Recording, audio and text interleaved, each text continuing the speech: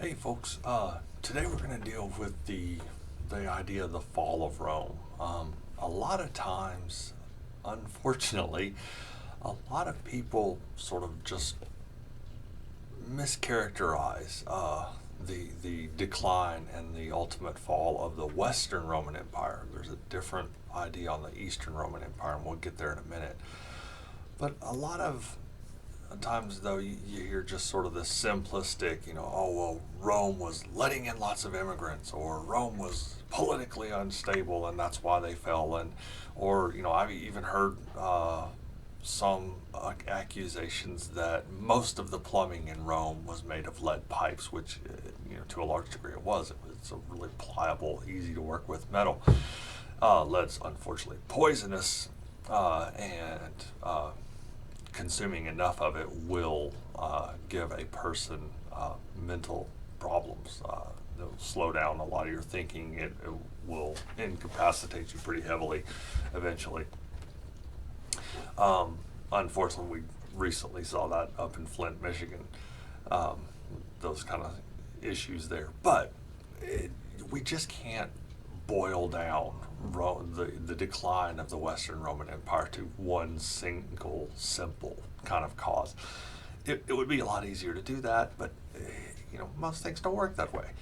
Uh, so, you know, the overall cause, though, there's quite a lot of them. You can't really break it down to just one simple thing. Um,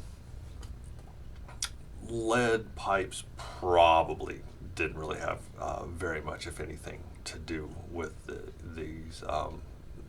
At some point, if you're using a continuous same water supply, uh, you'll build up corrosion inside the pipes, and that will, don't try this, but it'll eventually neutralize the lead. And so that's probably not at all. But uh,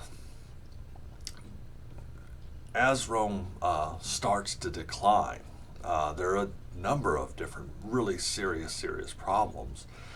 Uh, from 235 to 284 CE, there were 26 official emperors and a couple of temporary emperors thrown in. A lot of these emperors came from the military ranks, and they were called the barracks emperors because you had to have the military in order to back you as an emperor. If the military did not support you, then you would face a coup and be deposed. So, there in that stretch of 50 years, there were 26 different emperors. Uh, Only one of them out of that 26 was known to have died of natural causes. All of the rest were all, murdered. So the Republic is extremely unstable politically. Another thing is that the Roman Empire has grown tremendously. It's not just focused on, what's now Italy anymore. It stretches all the way up into England, and to the south it stretches down into Africa, mainly into Egypt, to the what would be the west. It's taken most of Spain, and to the east we're even stretching a little bit into a lot actually into the former Persian Empire, as far as Constantinople right now. So the empire is huge, but it's facing a tremendous amount of problems because of its size. Um, it is incredibly problematic to control that large of an empire with a central government. If the fastest means that you have of sending edicts, of sending word from back in Rome from the government, the fastest method of travel is through horses through the empire. So it's extremely difficult to control all of that. We also have several epidemics. And those those epidemics are going to wipe out tremendous amounts of people, and that causes a lot of central control loss. A lot of merchants, a lot of government officials are killed. A lot of the people that are traveling to take the word of the government to these far-flung provinces are dead. And so it becomes even more and more difficult to kind of control this large empire. Um, so stacked on top of that, in the the 300s, in those years, the Huns become extremely aggressive toward the Roman Empire, and by the mid 400s, we're in 450 A.D., we're getting really close to the actual end of the Western Roman Empire. Attila the Hun began to bring some more outside pressure to the Roman Empire, and he invaded a lot of Roman holdings, Roman provinces. Gaul was now France, most of what's now France, Hungary, the Balkans, even northern Italy. And this is kind of where the argument that Rome was letting in all kinds of immigrants and different peoples, and that's why they fell. Well, those people were being pushed in to Rome by the Huns, and in large part, the inability of those people to sort of assimilate had been brought on by Rome itself. Rome had always tried to keep these people at a distance, and so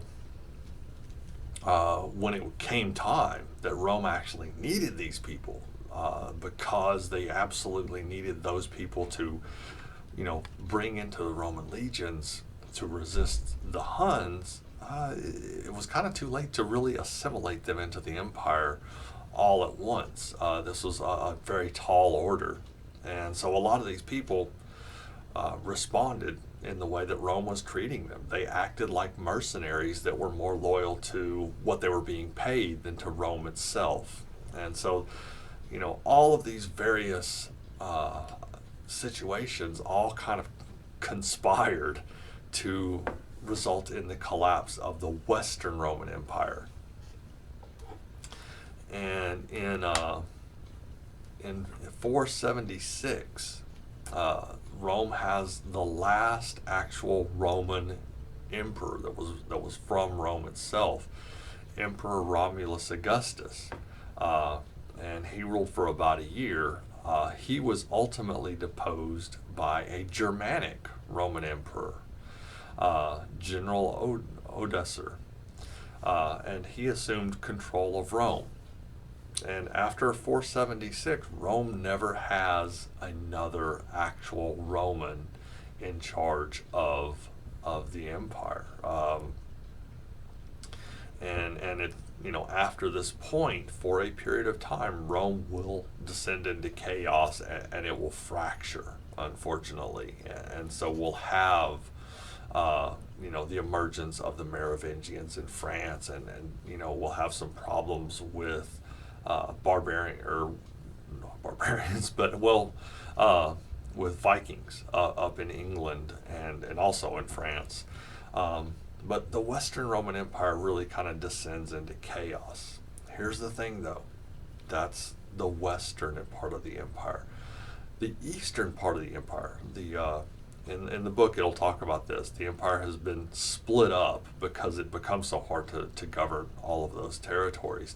And so we've got the Western Roman Empire and the Eastern Roman Empire. And the Eastern Roman Empire has a capital of Constantinople. And those people, even though they are not physically in Rome or in Italy, what's now Italy, they considered themselves still Romans.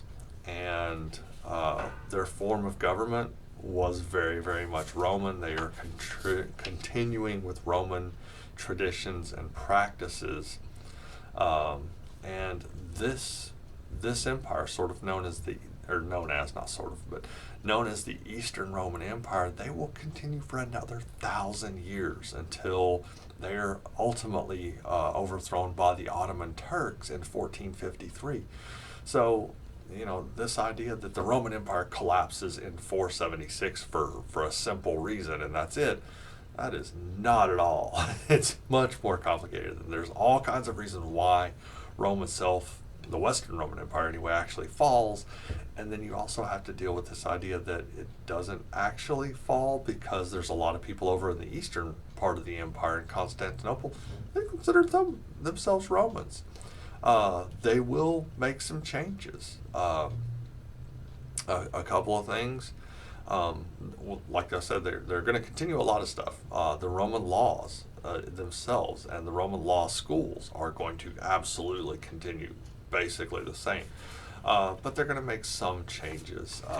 A big one is that they will convert to the Greek language instead of Latin.